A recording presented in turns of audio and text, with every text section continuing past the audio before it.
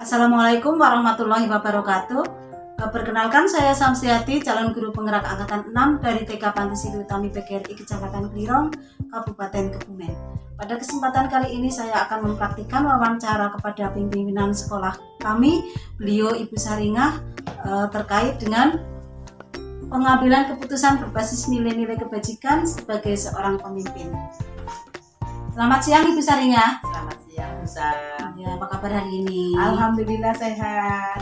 Ya, begini Ibu, terkait dengan tugas saya sebagai CGP Angkatan 6, saya bermaksud untuk mewawancari panjenengan terkait dengan pengambilan keputusan berbasis nilai-nilai kebajikan sebagai seorang pemimpin.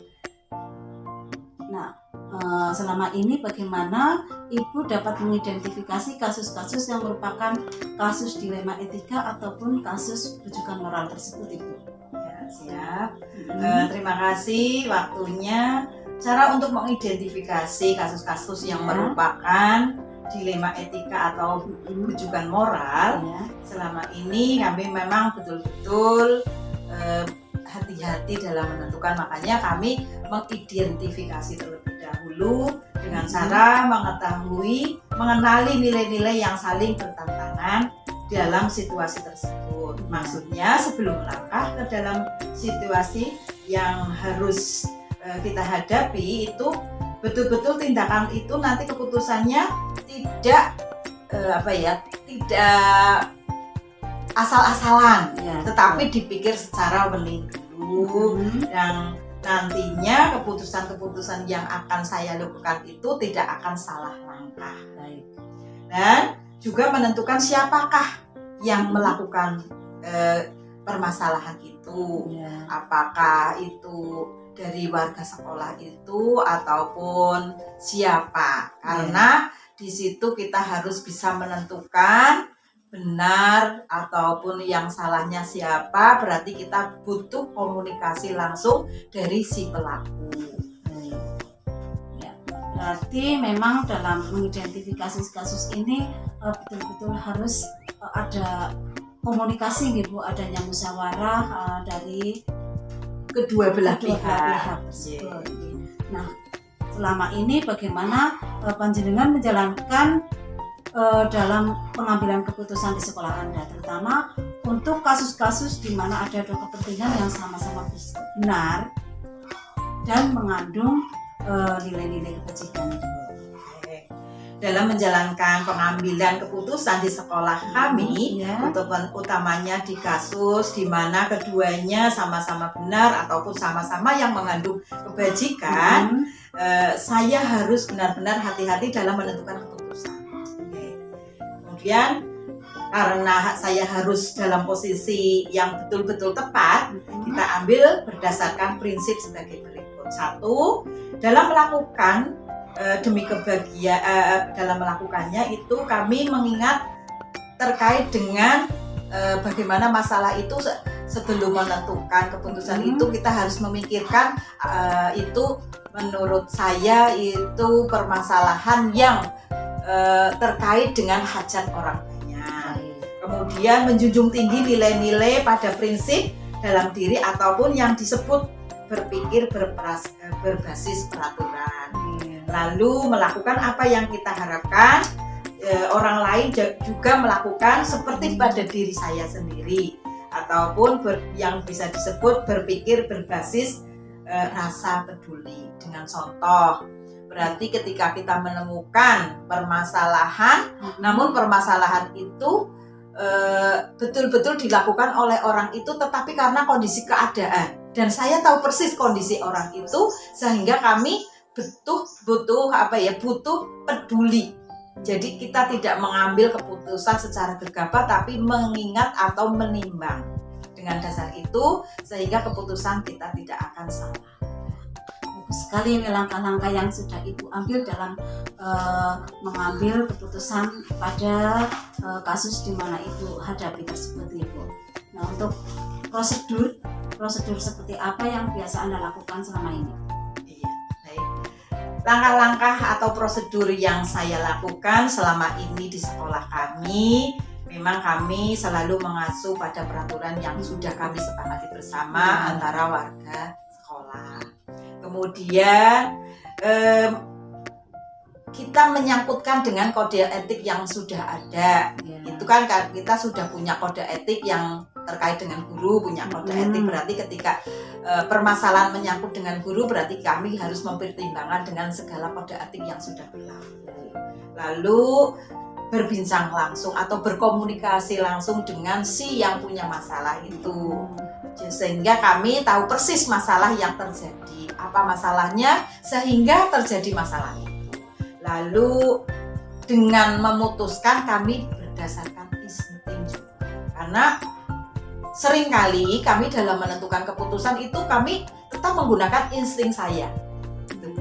Baik, berarti di sini prosedurnya tentunya yang pertama tadi dengan kami kan punya peraturan, dengan melihat kembali peraturan-peraturan yang ada di sekolah, terus kemudian juga mengidentifikasi mengidentifikasi permasalahan-permasalahan yang ada pada kasus tersebut.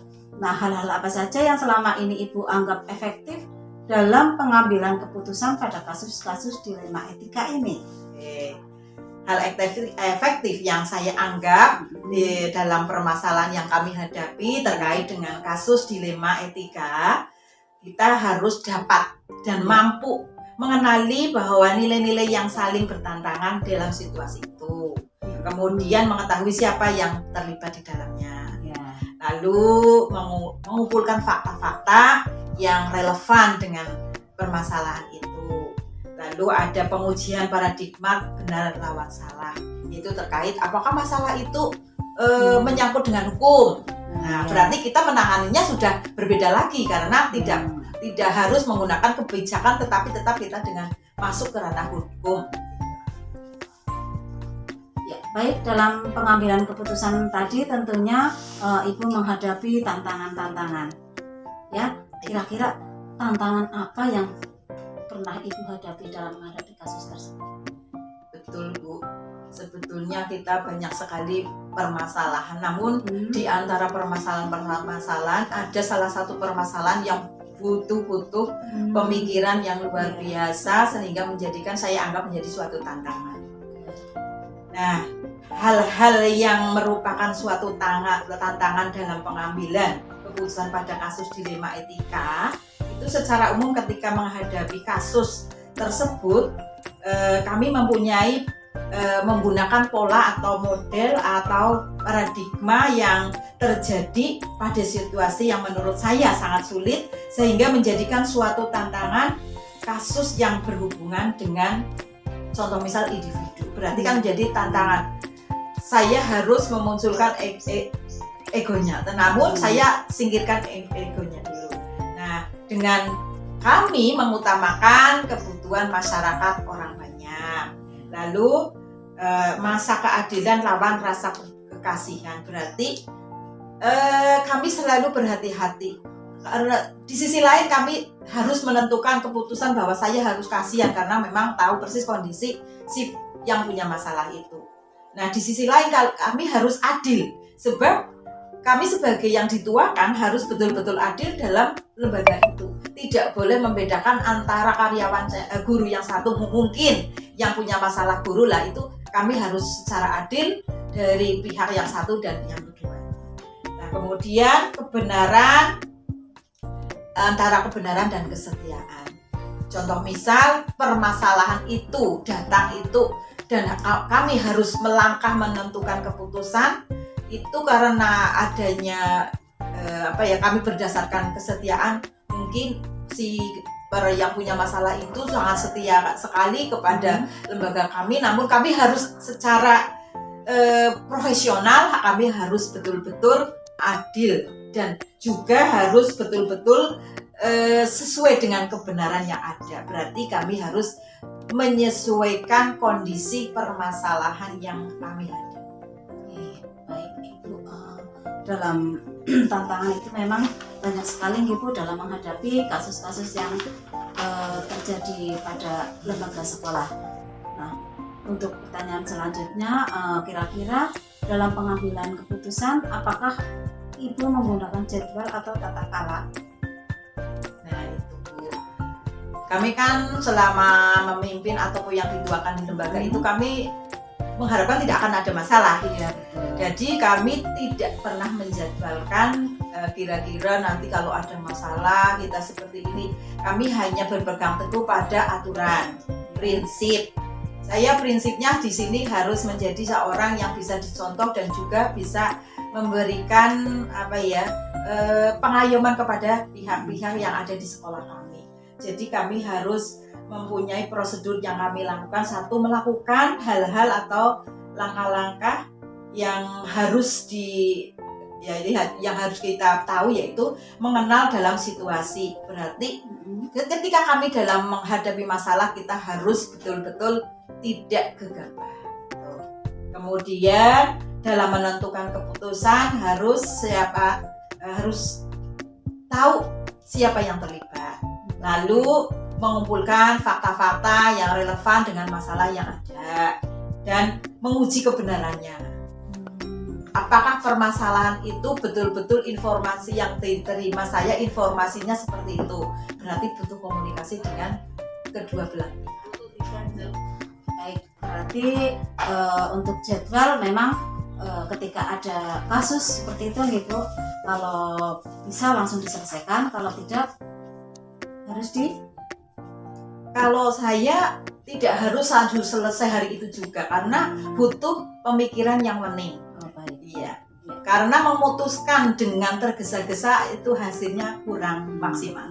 Baik, berarti ini tergantung besar kecilnya kasus yang Betul. dihadapi. Iya. Oke, untuk selanjutnya kira-kira faktor-faktor apa yang selama ini bisa mempermudah atau membantu panjenengan dalam pengambilan keputusan dalam kasus-kasus dilema etika ini? Alhamdulillah Ibu, kami yang selama ini dalam kurun waktu berapa tahun di lembaga kami, dan kami selalu bekerja sama dengan warga sekolah. Jadi setiap pengelolaan, kemudian walaupun itu terjadi masalah pun kami selalu dibantu oleh rekan kami, yaitu antara lain ada komite, penyelenggara, dan warga sekolah yang lain, yaitu guru, rekan guru yang lainnya. Kami selalu bekerja sama dengan saling membantu dan bekerja sangat sulit. Ya, baik Ibu, itu menjadi faktor yang penting ya bagi panjenengan dalam untuk mengambil suatu keputusan dalam kasus-kasus yang dihadapi. Nah, dari semua yang telah disampaikan panjenengan, kira-kira pembelajaran apa yang dapat panjenengan petik dari pengalaman panjenengan mengambil keputusan di dilema etika ini? Luar biasa Ibu, pembelajaran yang kami terima selama kami mendapatkan masalah. Beberapa tahun-tahun yang lalu kami mempunyai masalah-masalah yang betul-betul sangat sulit untuk kami menentukan.